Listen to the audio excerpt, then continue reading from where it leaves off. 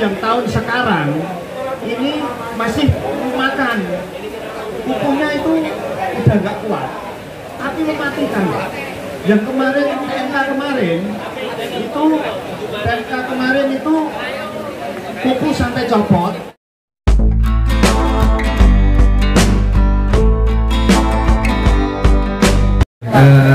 Melanjutkan ya Marisin. Ini termasuk kenapa kegiatan hari ini dilakukan di pasar itu adalah salah satunya menjawab dari pertanyaan Pak Kaji Pak Kaji Gozek.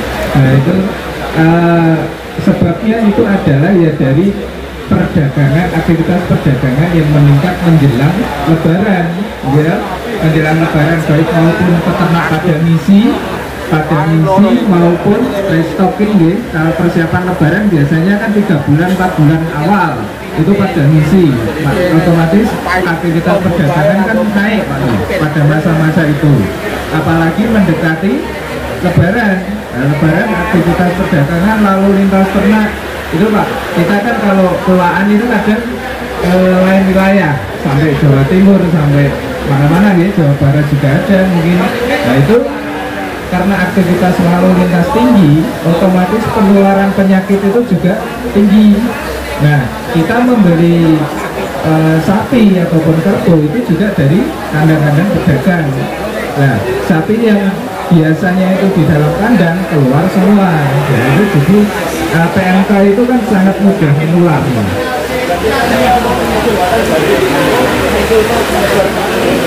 Oh, kalau sementara ini insya Allah saya berani menyampaikan bahwa itu tidak. Kalau dibuat seperti itu tidak. Murni itu aktivitas karena perdagangan kita yang meningkat pada masa-masa itu.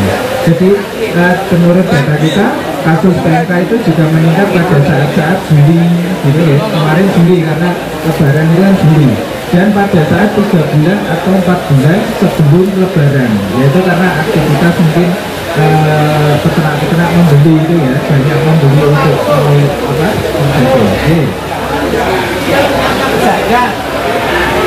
Itu kan punyanya pedagang Pak. Kalau punyanya petani itu kan di rumah terus. Kenapa kalau itu terjangkit juga?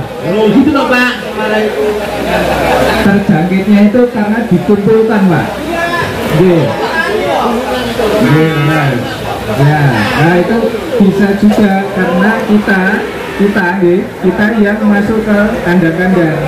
Bapak-bapak kalau beli sapi kira-kira nilai sapinya berapa? Ya. Ini Pak, ini petani ya gini, misalkan saya beli itu sudah 4 bulan, misalkan yang saya rawat di rumah. Saya kan nggak pernah kemana-mana, orang tani namanya, tapi terjangkit juga, itu yang saya maksud Pak. Banyak kemungkinan Pak. Banyak kemungkinan karena PMK itu menularnya itu gampang sekali Pak. Seperti waktu kita wabah COVID ya, waktu wabah COVID itu misalnya saya main ke rumah temannya kena COVID kan menulari Pak. Nah saya punya sapi di kandang, saya punya sapi di kandang, terus main ke pasar Pak, ini misalnya main ke pasar. Itu kalau di pasar itu ada PMK, saya pulang ke kandang mau mati sapi saya, itu juga bisa kena itu Pak, sapinya. Sebentar, saya jelaskan dulu. Nah, terus kemudian di kandang, misalnya nggak ke pasar misalnya, main ke tempat temannya yang sapinya itu kena, sapinya itu kena PMK, pulang ke kandang, itu juga bisa tertular Pak sapinya. Jadi penularannya itu sangat mudah sekali. Cuman itu kan misalnya peternak itu kena, kandang sapinya nggak pernah keluar. Nah, itu kan 1-2 Pak. Tapi secara umum, secara general itu kalau menurut data kami itu aktivitas PMK naik, ya kasus PMK naik itu ketika aktivitas lalu lintas sapi itu naik, perdagangannya naik. Nah itu biasanya seperti itu. Dan ini hampir bisa kita lihat kan hampir semua wilayah seperti itu kenanya, tidak hanya di Kudus, tidak hanya di Pati, kan ada. Misalnya Pati kemarin kena, nah ini terus kemudian biasanya terus nguron gitu. Pati, Kudus, Demak, dan lain-lain sebagainya. Nah itu karena itu Pak, pergerakan sapi.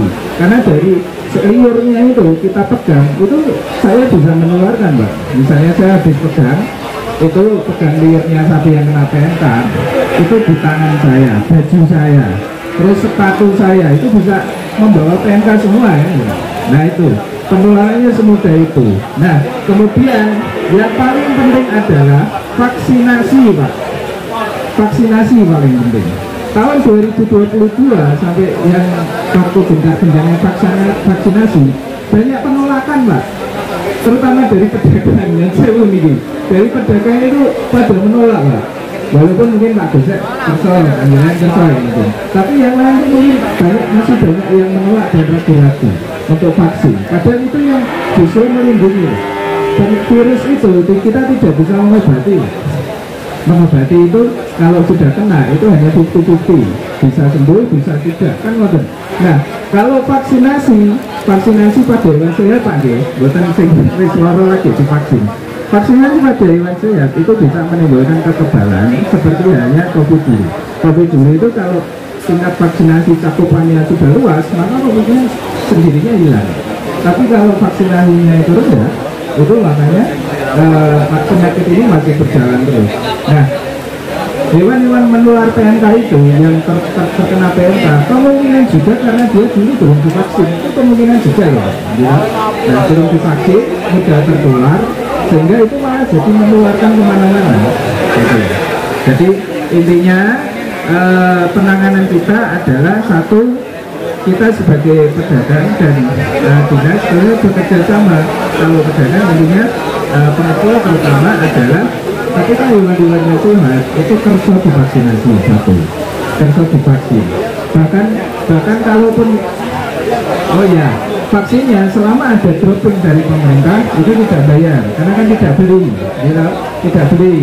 Nah itu, kalau hemat saya Pak ya, ini kalau dropping itu kan dulu pemerintah pusat itu sudah mengadakan dari tahun 2021, 2000 sampai 2022, 2023. Nah 2024 ini saya belum dapat informasi ada dropping atau tidak, karena cukup mahal itu vaksinnya, per dosisnya sebenarnya.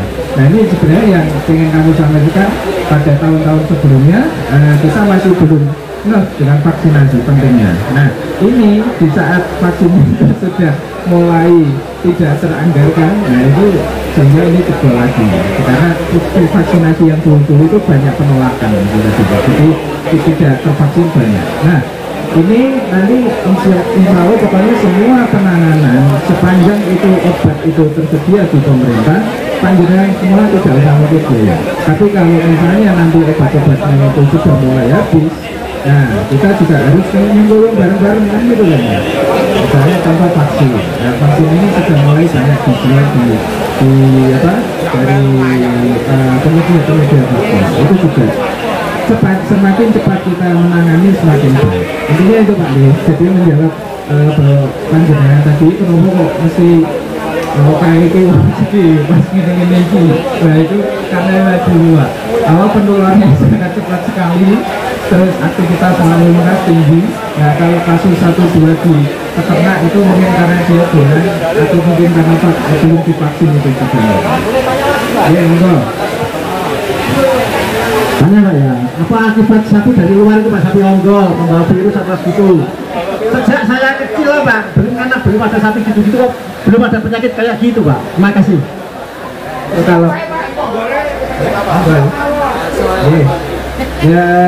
Kalau sapi, setiap pemasukan sapi yang dari luar itu biasanya melalui uji kesehatan dari karantina ya. Nah karantina itu kan miliknya Kementerian Pertanian, semua izin pemasukan, terus cek kesehatan itu semua dilakukan di sana. Kalau terikut apa tidaknya saya kurang jelas. Tapi kalau memang dari situ itu tidak kemudian tiap 3 bulan atau tiap bulan-bulan menjelang lebaran itu juga tidak.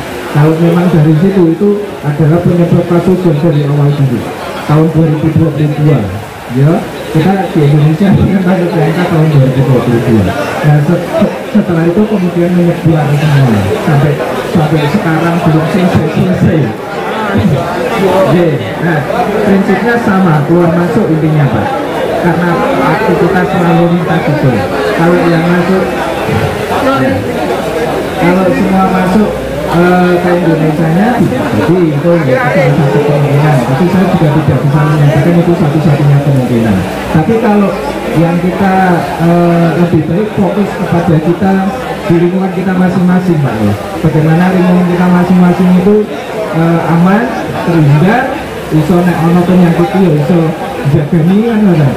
Nek ono rugi ora sek rugi yo.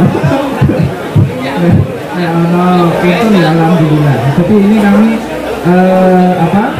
sebagai langkah-langkah kami adalah satu ini dengan desinfektan. Desinfektan itu mematikan virus yang di lingkungan. Desinfektannya ini untuk lingkungannya Pak, untuk kandangnya. Oh bukan untuk sapinya, untuk roti kandang ini. Oke, lingkungannya, bukan sapinya. Pak Dokter, maksudnya sudah tahu perbedaan PMK kemarin sama PMK sekarang. PMK kemarin itu kuku sampai copot itu masih bertahan, tapi nggak mau makan. PMK yang tahun kemarin itu Pak, ya PMK yang tahun sekarang ini masih makan, kukunya itu udah nggak kuat, tapi mematikan Pak. Yang kemarin PMK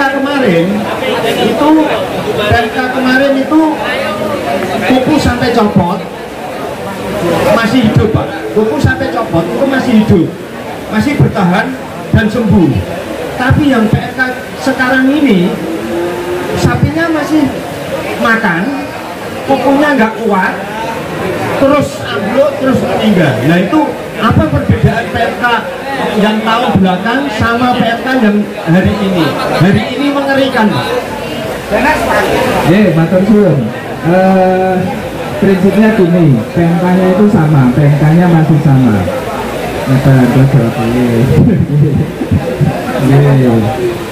Penyakitnya itu masih sama, cuman karena penyakit ini imunosupresif, tahu imunosupresif Pak, dia menekan antibodi, sehingga mengundang penyakit-penyakit lain pada masuk. Itu jawabannya. PMK-nya sama, cuma sapi ini podo, misalnya dia kena PMK, saya kena PMK, mungkin dia sakit bayangin lebih serangkung timbulan kayak apa, gitu. Nah makanya jadi kita juga mengajak para pedagang itu juga ayo tentunya bareng-bareng program penanggulangan PMK. Satu dengan paling penting dengan vaksinasi itu. Nah yang itu hari ini kita akan membagikan desinfektan. Ini tidak diminumkan dan diberikan sapinya, tapi ini untuk nyemprot kandangnya dan lingkungan. Jadi kalau misalnya nanti dengan membawa penyakit, sapi yang terkena penyakit bisa mati. Betul lagi nanti tertib dengan tertib ininya pembagiannya. Insya Allah nanti kalau memang masih dalam pedagang itu masih ada yang belum kebagian, nanti triwulan berikutnya mungkin kita bisa membawakan. Okay? Nah, yang untuk sapi, satu-satunya penelusurannya PMK sekali lagi saya sampaikan vaksinasi, tidak ada yang lain. Tidak ada obat, tidak ada apa lagi, yang penting itu vaksinasi. Karena kalau sudah kena, itu susah pengobatannya. Ini 50-50, saya sampaikan lagi ini 50-50. Jadi nanti saya harapkan bahwa sekalian para pedagang juga mendukung program vaksinasi jika nanti akan dilakukan lagi. Ampun kayak kalau kemarin dolar film karena dipakai dolar film ini untuk khawatir nakut gitu. Padahal itu justru kalau sehat, kalau tidak divaksin ya nanti PMK akan terus akan berkembang. Jadi ini akan desinfektannya, vaksinnya kita skip dulu, yang penting sebentar ya. Nanti diskusi kita lanjutkan lagi di luar forum. Monggo silakan nanti yang mau bertanya akan mengikuti saya di sana. Tapi prinsipnya untuk forum ini kita cukupkan bahwa hari ini sosialisasinya adalah satu, waspada terhadap PMK. Kalau ada sapi atau kerbau kena PMK, mohon di karantina, jangan dijual-jual dan jangan sebarluaskan sapinya, maksudnya sudah ditok-toknya di bawah nanti. Terus yang kedua, penanganan biosecurity atau lingkungan kandang panjenengan disemprot disinfektan supaya kalau ada penyakit itu tidak menyebar kemana-mana. Dan yang terakhir, yang paling penting adalah ketika nanti ada program vaksin, mohon diterima dan disemilin bareng-bareng. Jangan ditolak, jangan diraweh, jangan rasa khawatir nek loro piye. Orang divaksin ya nek loro mati ya tambah repot tuh lagi. Ya kalau ada samaran kata ya divaksin yang ini. Itu ya. Cukup sekian, nanti diskusi bisa dilanjutkan di pojok sana. Terima kasih. Terima kasih.